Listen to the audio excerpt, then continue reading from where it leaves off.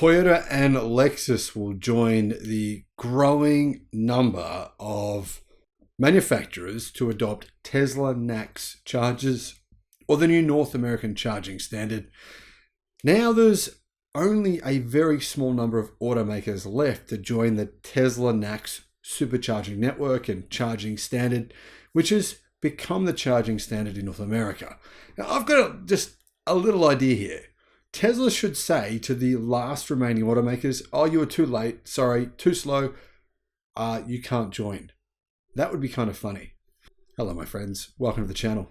Great to see you. I'm Sam Evans. You're watching the Electric Viking. Welcome to all the new subscribers. Great to have you. Welcome back, everyone else.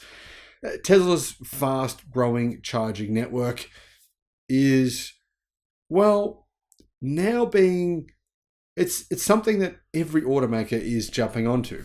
Bizarrely, they're all announcing it all these different times, different days. Very, very strange that they're all doing it within a few days of each other. You know, one announces it 1 week later, another one, then a few days later, another one, then a week later. I don't know why they don't just agree to it at the same time. It would have made more sense. But anyhow, this is the way it's going to play out. Toyota and Lexus are the latest automakers to join this network, even though Toyota probably did it quite begrudgingly.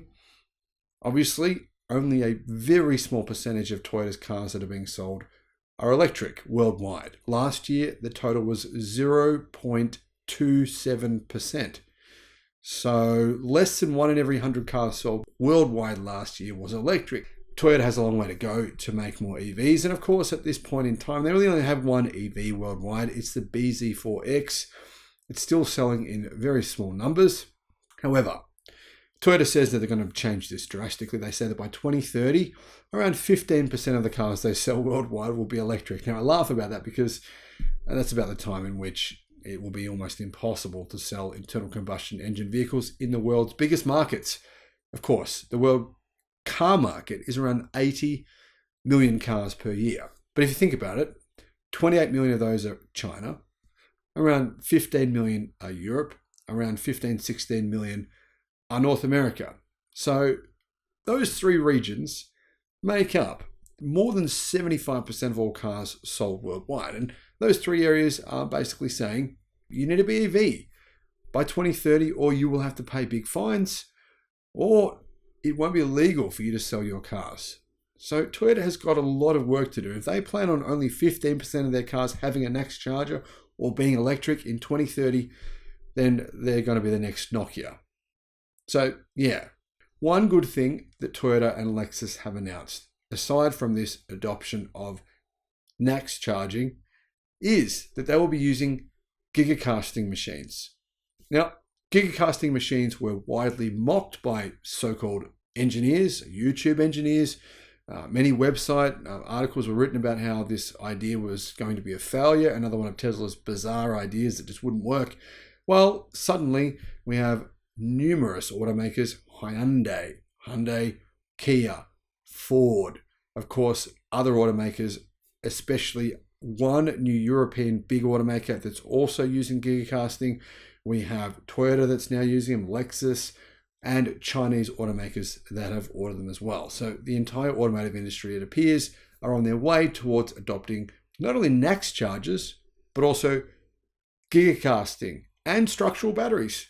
The same has happened with structural battery packs. Anyway, the North American charging standard, or NACS chargers, continue to basically solidify its dominance over the competition. And it seems to me as though this race is basically finished. But anyway, we'll start seeing NACS charging ports on Toyota vehicles in 2025, including on Toyota's 3-row electric crossover that will be made in Kentucky. While the Toyota BZ4X and Lexus RZ use the CCS charging system, or combined charging system, buyers apparently won't be forgotten. The opposite, in fact, as brands will offer a CCS to NACS adapter in 2025. While an adapter isn't ideal, owners will be able to use stations with CCS or NACS chargers as well. Now, Toyota and Lexus also struck a deal to gain access to Tesla's supercharger network. And it's widely regarded as the best electric vehicle charging network, which makes sense. So this agreement means that customers will be able to charge at more than 12,000 superchargers in North America, but of course that number is growing constantly. In fact, Tesla actually built 340 new supercharging stations with between 5 to 20 charging points at each one of them last year, but that rate is actually growing this year at a faster pace. Most automakers had been using the CCS charging network, and Ford kicked off this change. And the reason being that Jim Farley went for a drive in a Ford F-150 and he realized that the charging network sucked. They tried to use chargers and they weren't working. And then they went for a drive in Teslas and used Tesla's supercharging network and realized why so many people were buying Teslas. This is a part of the reason, a big part of the reason. Once that happened, it set off a domino chain reaction-like effect. General Motors was next, then a bunch of automakers like BMW, Honda, Nissan, Mercedes, Fisker, Rivian, Jaguar, Volvo all followed suit. But there are a couple of automakers that have not yet signed up for NACS chargers. Those include the Volkswagen Group and Stellantis. Stellantis, I've got no idea what they're thinking, but their CEO is a nut job in my opinion. And I've mentioned many times why I believe that's the case. I think he's actually got bipolar. A lot of people say Elon Musk is a bit crazy, but I think you haven't heard Carlos Tavares speak in an echo chamber. The guy is insane. Anyway, let me know what you think on that one in the comments. So Stellantis and the Volkswagen Group have not yet signed up, but to be honest, they're not really significant players in the North American market. I think Tesla should just say, guys, it took you too long. No, too bad. Too late, so sad. Just because I think it would be funny, but it won't happen. Probably not anyway, because apparently Volkswagen Group are announcing very soon that they've joined as well. Apparently these talks have been going on for a while with Tesla, so that's only a matter of time. Stellantis, on the other hand, well, yeah, I say Tesla, tell them get lost. Anyway, that's my suggestion. So, as you can see, here is the list for all the automakers that have joined: Ford, Lincoln, General Motors, Rivian, Volvo, Polestar, Mercedes, Nissan, Infiniti, Fisker, Honda, Acura, Jaguar, Hyundai, Kia, Genesis, BMW, Rolls-Royce, Mini, Toyota, Lexus, Stellantis, Volkswagen, SK. And then you have the list here of the charging networks that plan to actually have NACS charging capability as well.